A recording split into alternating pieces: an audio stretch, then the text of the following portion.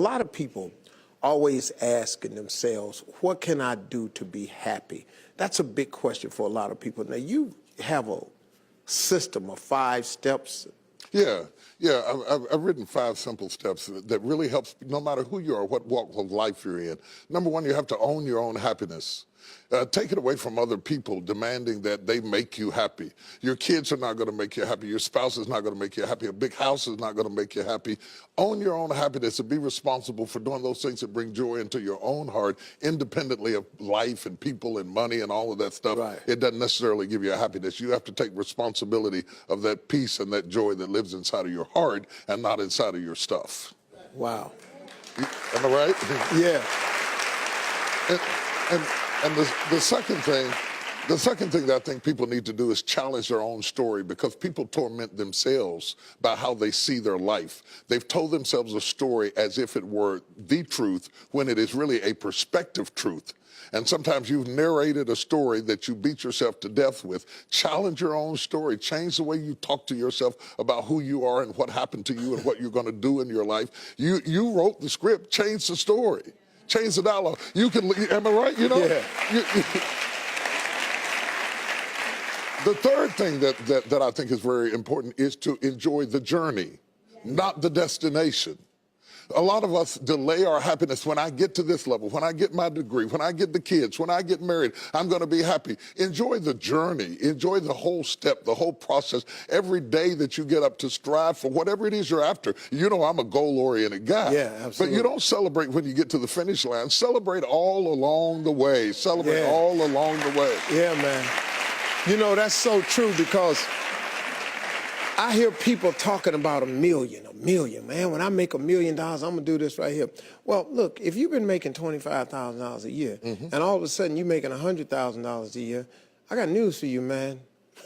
You need to go eat a piece of cake and put a candle in it or something, because that's a big jump. And like you say, enjoying the journey is just realizing that there's joy in the process. That, and then I put me on my calendar. Put me on my calendar, because I want my attention too. Because if you don't see yourself as valuable, nobody else will. You know, nobody else will. The other point is make relationships count. Making your relationships count, because everything is about relationships. First of all, your relationship with God. That's a very important thing to have, because as long as you know that there's somebody in charge, you don't have to bear the brunt of the responsibility and the weight of what's going on in your life. You can talk to the boss. Okay. Number 2, enjoy your relationship with yourself. If you don't like you, it makes it hard for me to like you. Because people, when you walk into their atmosphere, they draw you into the cosmos of their own drama. And if they're full of drama without you, when you come in, you become caught up in the cyclone of their drama. Enjoy your relationship with yourself. And then anybody else who comes in, they enter into a party you already started. You understand? And then the relationship with your kids, the relationship with your spouse, the relationship with your friends, taking time to enjoy the relationships, because there is no fruit. Nature teaches us that there is no fruit without relationships. You cannot be fruitful by yourself in business, in home, in life, in church. I don't care what it is. You are no more than the relationships you surround yourself with, and make sure that those are good ones. The 5th thing, No, go ahead. I'm loving it, man. Is this good? Yeah, this is really good. The 5th thing that I really ascribe to is balance work with play. You can't do all of either one and be successful. And to those whom much is given, much is required. And if you work really hard and you're a really diligent person, make sure that you do some play to balance your life out. If you play real hard but you don't work very much, you're going to be fun, but you're going to be hungry. You know what I'm saying? You got to balance work with play. You have to balance that with your children. If you're always a disciplinarian, your daddy going to get you when you get home. I don't want to always be the police in the house. I want to be the fun guy sometimes. Balancing work with play called this not only for you to be holistic, but for people to get a better perspective of who you are. I get on my Instagram and I put crazy stuff. My kids die. Just yesterday, I put me sweating in the gym, saying they said it's going to be fun, but it hadn't gotten fun yet. You know, to let people know that everything is not serious every day. That's too much pressure. We've got way too much pressure on us to be the people we were created to be. You got to enjoy the journey and the process. Like I told my kids the other day, I said, let me explain something to y'all. if something happened to me and mama, I want you all to understand, y'all gonna be around the casket crying because I'm not leaving you everything. I'm just not.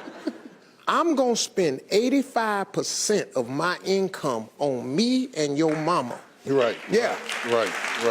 I'm gonna leave about 5–10%. That's it. The rest of the money, me and your mama going somewhere. We can, Dad, we can't go on vacation. No, I want to be just with your mother. Well, here's it's the cool. thing that people don't understand about children. It is not what you leave to them that makes them great. It's what you leave in them. And if you leave enough in them, you don't have to worry about what you leave to them. If you leave more to them than you leave in them, they will run through everything you left to them. Yeah. But if you leave enough in them, you don't have to leave so much to them because they can go out there and make their own way in life. Cool. I'm glad you said that, because now they ain't getting nothing. Coming up next, Bishop T.D. Jakes has a special story to share with us that proves miracles happen right here on earth. Stay with us. We'll be right back.